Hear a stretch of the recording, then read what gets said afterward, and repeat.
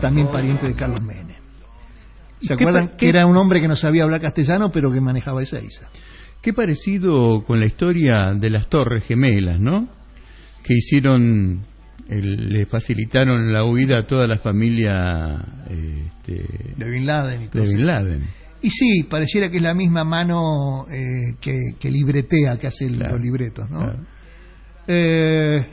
Bueno, por eso hay denuncias contra Moldes desde esa época por la ayuda que le dio a Monser Alcázar, especialmente esto de no solamente conseguirle el documento, que ya estaba mal porque el hombre tenía captura pedida por Interpol Internacional, sino que después del atentado de Israel, a los 10 días, también lo deja salir del país como si nada, sabiendo que Monser Alcázar fue uno de los factores más importantes en el tema del atentado a la AMIA. O sea que en el mundo uno puede estar buscado internacionalmente por la justicia, la policía, el ejército, los marcianos, y en Argentina ser dirigente político, ¿no?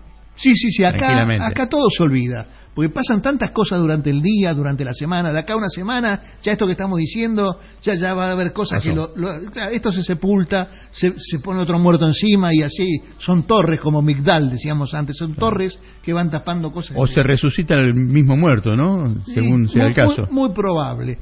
En el expediente, decíamos, sobre el atentado a la embajada, instruido y cajoneado por la Corte Suprema, hay una copia de otra denuncia contra Moldes por el mismo tema. Es, decíamos, también su presunto favoritismo hacia Monser Alcázar a través de toda su trama terrorista. También tuvo que ver Alcázar en la venta de armas a Croacia y a Ecuador, la Croacia musulmana, donde estuvo metido y tendría que estar preso, que no lo está, Carlos Menem, junto a Carlos Corach y muchísima otra gente, el ex canciller Di Tella también, muchos que tuvieron que ver en ese asunto. Todos esos años 90, porque hay gente joven que capaz no lo recuerda, entre el 90 y 95 se produjo el atentado a la AMIA, primero a la Embajada de Israel, el atentado en Río Tercero, el atentado la AMIA, y también la venta de armas contrabandeadas, que eran miles de millones de dólares, a Croacia y Ecuador. En todo eso estaban metidos Monser Alcázar, Carlos Corach, Pablo Escobar Gaviria, Pablo Escobar, el patrón del mal, y que era justamente uno de los clientes del estudio de Carlos Corach, donde empezaba a hacer sus primeras maniobras, turbulencias, etcétera, un señor llamado Claudio Bonadío. Todo tiene que ver con todo. Qué bien se llevan en determinados estratos, ¿no? Sí, y esa denuncia que yo decía justamente sobre la participación de Monser Alcázar cuando lo dejó ir Moldes, ¿saben qué juez recayó? A ver si le suena a algún juez. Bueno, la denuncia contra Monser Alcázar, Carlos Corach, por todo eso que lo dejaron ir, el tema tráfico de armas, en el juzgado de Claudio Bonadío. Del Bon Adío. Ahí recayó toda. Corach fue imputado por su vinculación con las maniobras del desvío de la causa AMIA mediante el pago de una coima, ¿se acuerdan?, de $400.000 a Carlos Tejeldín, un hombre que vendió una camioneta. Sí. ¿No? Que después no se sabe todavía, porque no se sabe si se usó o no se usó en el atentado a la AMIA. En la parte... Chivo expiatorio. Como Irán. Claro, la cosa era, saquemos a los amigos del expresidente Macri, Monser Alcázar, Ibrahim Ibrahim, a su médico Tufeli, que era el tío de la actual primera dama Juliana Aguada. Mire usted las casualidades. Por eso decíamos al principio del programa las conexiones entre Zulema Menem y Juliana Aguada, ¿no? Y todo recaía siempre por sorteo o casualidad en el juzgado de Bonadío. Así que esto era antes todavía del pase a la justicia federal. Bueno, estamos recibiendo varios mensajes de varios lados, les agradecemos mucho. 1169320608 y un saludo a nuestros amigos de México, a todos, a Juan Singrita, que generalmente siempre, está grabando, a la gente de Vietma, a la gente en todo el mundo que saben que los queremos, no podemos nombrarlos a todos. Juan es amigo de la casa, Juan Singrita es amigo de la casa. Así es, trabaja ad honorem casi. A la doctora Valeria Carreras, muy importante. Casi no cobra un mango, pobre Juan. Por eso casi. Casi no. Sí, el apellido le viene bien, Juan Singuita, lamentablemente. Sí. a la doctora Valeria Carrera, que está muy pendiente todavía del tema de la desaparición del submarino, con los 44 tripulantes que este gobierno de Macri también va a tener que pagar sus deudas por el tema. Bueno, tenemos de nuestros archivos, hemos rescatado algunas entrevistas importantes, por ejemplo... ¿La suya con Nisman? No, la mía con Nisman no, eso para otro programa lo vamos a tener. Bueno. Pero yo diría, con Alberto Nisman en mi programa en el 2005, y el cofiscal que era Martínez Burgos, al cual no se lo llamó a declarar nunca, pero son esas cosas que pasan. No, más que nada quiero recordar la relación sentimental que había entre Alcazar con la cuñada de Menem, Amira Yoma, ¿no? Alcazar era apoderado y socio del gobierno para la venta de armas. Una parte del armamento que se contrabandeó, decíamos, iba para Croacia, y después otra seguía de viaje hasta Bosnia, con financiación de Irán, que acudió en apoyo de los musulmanes bosnios en la guerra de desintegración de Yugoslavia. Todo esto muy lejano. Pero vamos a recordar un reportaje que se le hizo a la señora Amira Yoma, que lo tenemos en punta. Dale. Y compañía. La familia Menem, con el presidente de la nación a la cabeza, negó cualquier tipo de vinculación con el narcotraficante sirio Monser Alcazar. El presidente intentó desacreditar la denuncia hecha pública anoche por la señora Zulema Yoma. Munir Menem fue recibido en Siria por Alcazar. Fue una reunión, una fiesta organizada por el señor Alcazar para el señor Munir Menem como embajador, que es lo lógico que lo pueden hacer. La todavía esposa del presidente justificó la acusación por medio de este video donde se ve a Munir Menem, hermano del presidente, compartiendo una fiesta con Monser Alcazar en la época en que este era embajador en Siria. Y eso no tiene nada de malo. Creo que fue una fiesta en Siria. Así es. Cuando mi hermano llegó como embajador, le ofreció una agasajo, una demostración. ¿Y eso qué tiene de malo?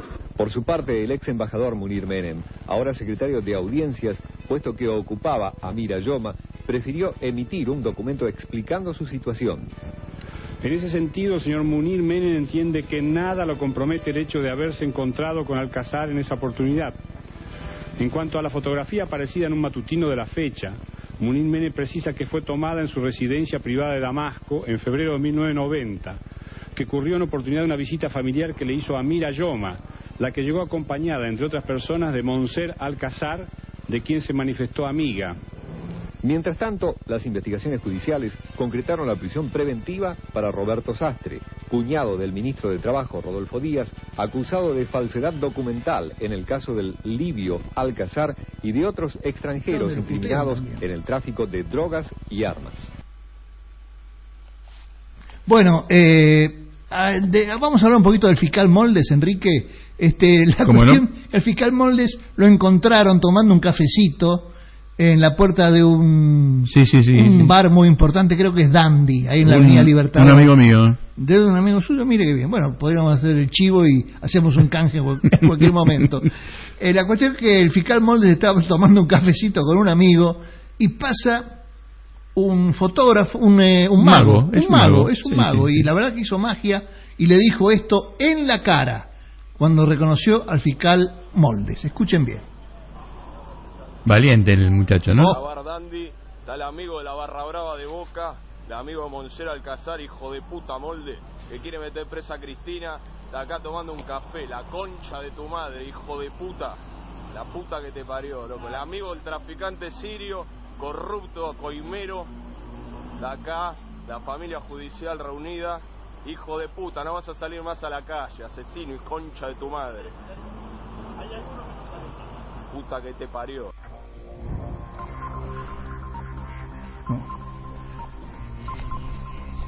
Sí, te escucho. Bueno, vamos a Blanc. Tenemos también una entrevista del periodista, que falleció creo que el año pasado, el Blanc, del periodista de TN, del grupo de Mañeto, que es el mismo que había dicho que Clarín hacía periodismo de guerra. Sí, recuerdo. ¿Te acordás, no? Clarín hacía periodismo de guerra y Blanc, que era el socio de Van der Kooi, prácticamente, hacía en el programa Dos Voces, ¿no? y escribía también en el diario Clarín. Bueno, le hace una entrevista al fiscal Moldes y hablan sobre el supuesto asesinato de Nisman y Cristina Fernández de Kirchner. Bueno, parece que el tipo tenía tenía muchas ganas de que ya se dictamine que a Nisman lo habían asesinado. Esto son 3-4 minutos, pero son 5 preguntas en 5 minutos. Esto es 5 en 5. 5 preguntas en 5 minutos para Clarín Web TV. Hoy nuestro invitado, Germán Moldes. Gracias por venir. Gracias a ustedes. Germán Moldes es, desde hace poco más de 20 años, fiscal de la Cámara Federal de la capital. Por esa Cámara han pasado y seguirán pasando los casos más resonantes, más escandalosos y más sensibles de la política argentina. Moldes llegó a la justicia, o a este ámbito de la fiscalía, desde la política justamente. Trabajó con José Luis Manzano en el bloque de diputados peronistas en los años 80. Cuando Manzano llega ministro del Interior nombrado por Menem, lleva a Moldes como director y como subsecretario en distintas funciones en aquel ministerio. Después viene el nombramiento de una fiscalía y poco tiempo después la fiscalía de la Cámara Federal que ocupa desde entonces. Además, Moldes ha sido uno de los más fuertes impulsores de los reclamos para que se abra investigación la denuncia de Nisman contra Cristina Fernández de Kirchner por encubrimiento en el caso AMIA, y junto con eso ha acompañado los reclamos de una investigación seria, una investigación, digamos, que es lo que no ha habido hasta ahora, de la muerte de Nisman. ¿Qué agregamos a esta reseña, doctor? No mucho. El primer caso, es decir, la investigación de la denuncia de Nisman, recién el 29 de diciembre del año pasado, es decir, cuando había apenas 24 horas hábiles de funcionamiento judicial, la Cámara de Casación determinó que se abriera finalmente la denuncia después de haber atravesado tantos obstáculos, tantas trampitas, tantas dilaciones, y está todo por hacerse. O sea, acá realmente no se ha iniciado aún y tenemos una cincuentena de medidas de prueba pedidas por el fiscal actuante que se comenzarán a hacer ahora, a partir de mañana, que recomienza la actividad judicial. Y con relación a la muerte, yo todavía no he tenido la ocasión de tener esa causa en mis manos porque aún no ha habido ninguna apelación, pero sí sé, como sabemos todos a través de los medios, que está actuando una comisión interdisciplinaria de peritos que coordina la Gendarmería Nacional, de la cual se esperan las conclusiones acerca de la mecánica que produjo el deceso del fiscal Nisman. Bien, estos son 5 preguntas en 5 minutos. Si nos pasamos los 5 minutos va a sonar una chicharra. Si suena la chicharra hay un premio, si no suena hay otro premio. La idea es no pasarse, pero bueno, la vida fluye. Muy bien. ¿Está listo? Listo. Va la primera pregunta, que son 2 preguntas en una. ¿Usted, de lo que conoce, cree de verdad que hubo encubrimiento de Cristina Fernández de Kirchner y su gobierno a iraníes por el caso AMIA, como denunció Nisman? Y si esto es así, ¿piensa que Nisman se suicidó o que lo mataron por haber hecho esta denuncia? En cuanto a la denuncia de Nisman y cuál es la calificación legal, repitiendo lo que acabo de decir hace un instante, como todo está por hacerse, todavía no tenemos afinada la puntería sobre cuál sería el tipo penal que se investiga. Podría ser, como Nisman lo supuso, encubrimiento del atentado de la AMIA del 18 de julio de 1994, que costó 85 vidas, podría ser omisión de perseguir delincuentes y podría ser el delito de traición a la patria. De hecho, hay otra causa que tramita en el juzgado del doctor Bonadío contra Héctor Timerman, donde la carátula es la de traición a la patria y que más tarde o más temprano terminarán fundiéndose en una sola actuación.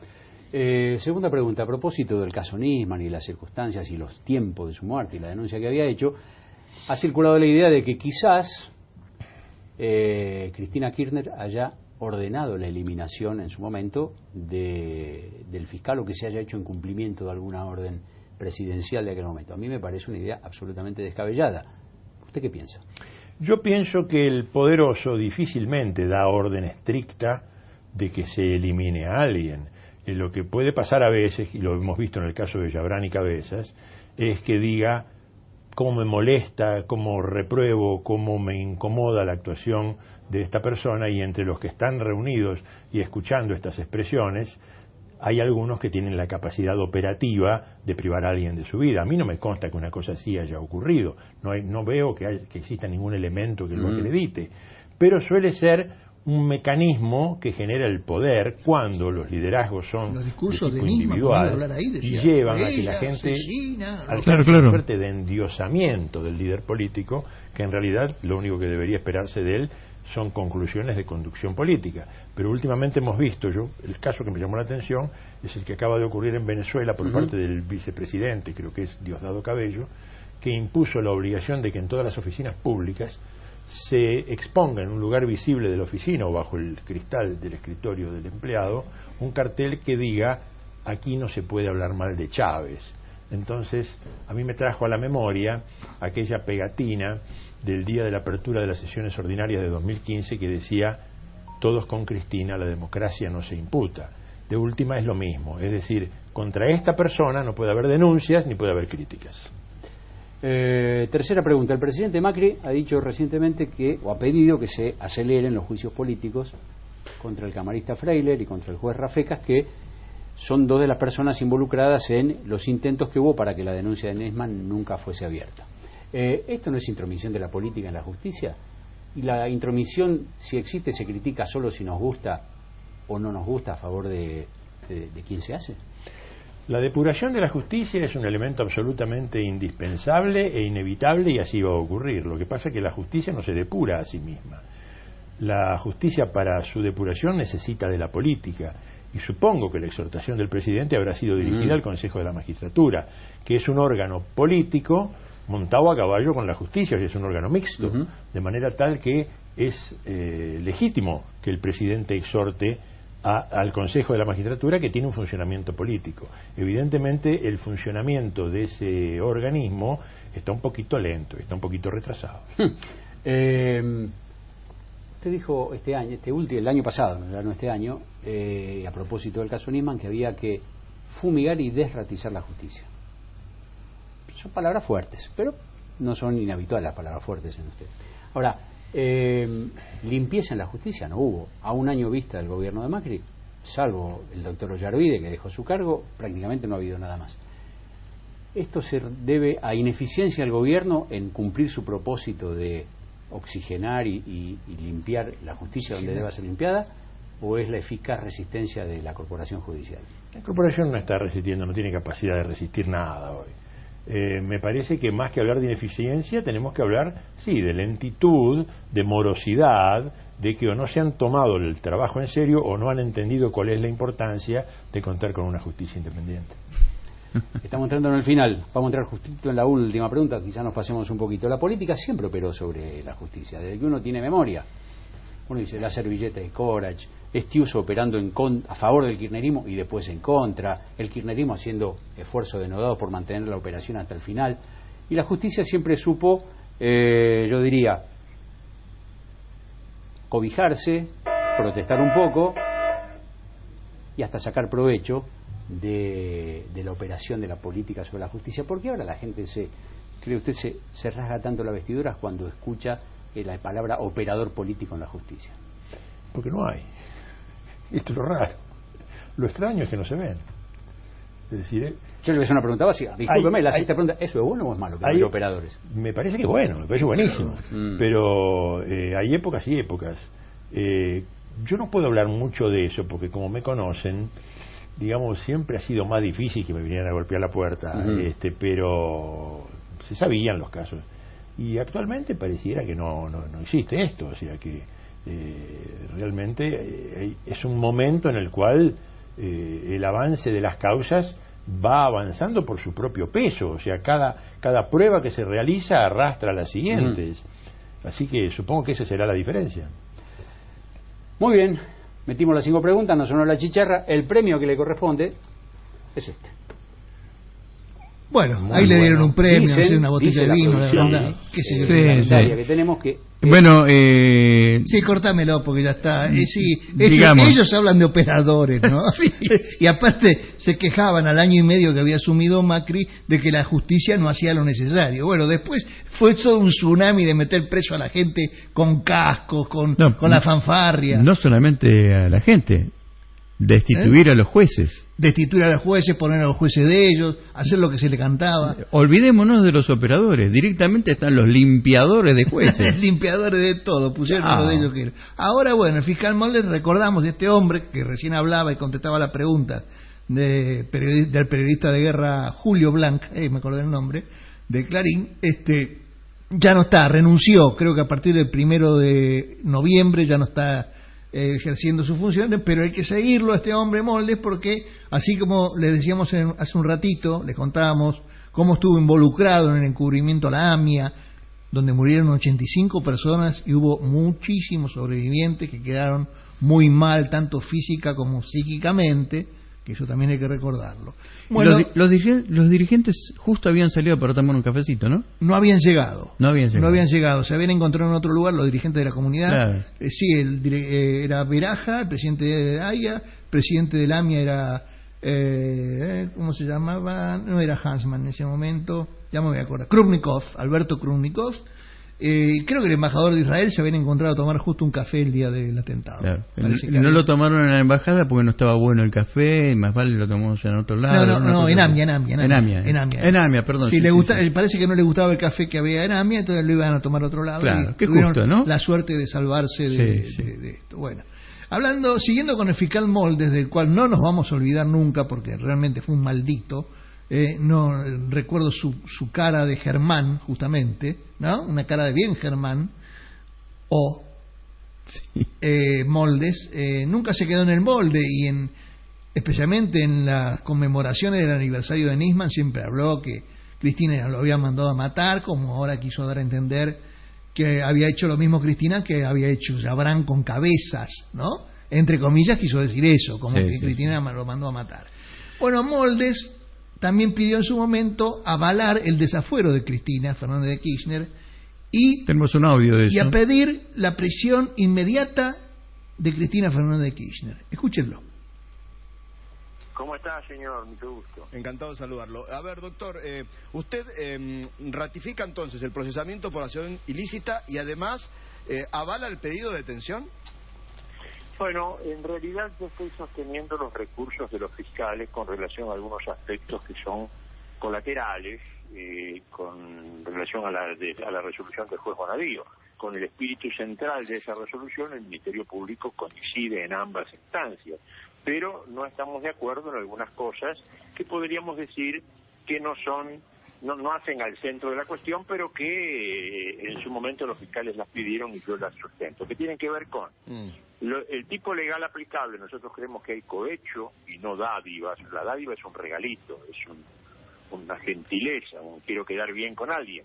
En cambio, el cohecho es una coima. Nosotros creemos que acá lo que ha habido es coima, porque es una organización entre empresarios y funcionarios para obtener contratos de obra pública que eran sistemáticamente pagados con dineros que son los que aparecen en los cuadernos famosos de Centeno. También pedimos que algunos de esos empresarios que fueron incluidos como simples miembros de la asociación ilícita, claro, por ejemplo, sean categorizados como organizadores, porque tienen un papel más preponderante. ¿Qué empresario, y la jefa doctor? de la asociación ilícita, sin duda alguna, es Cristina Elizabeth Fernández, viuda de Kirchner. Entonces yo lo que estoy diciendo es, señores, cuando se confirme esta resolución, salvo las partes que nosotros apelamos, que son, ya le repito, un disenso que se podría considerar mínimo, porque con el espíritu central de la resolución estamos de acuerdo, cuando eso se confirme, estará dado el doble conforme que habilitará el pedido de desafuero,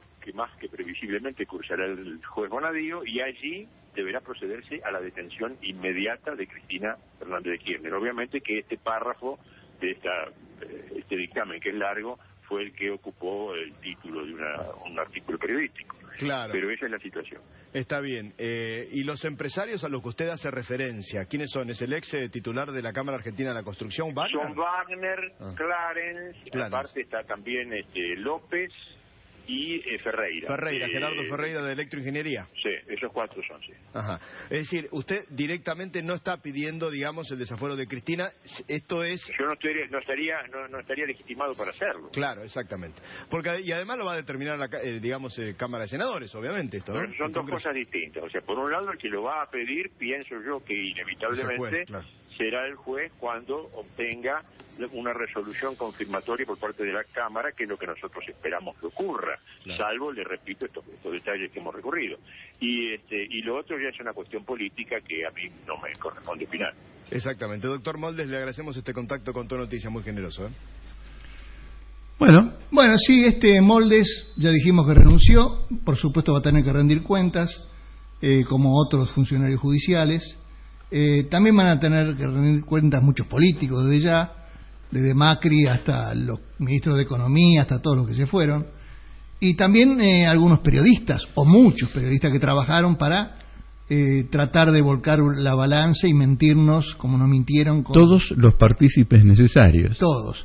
Y con respecto a la gente que lo siguió a Macri en esta caravana, que ya en algunos lados la verdad que daba vergüenza, eran muy poquitos que estaban ahí, no hay que asustarse.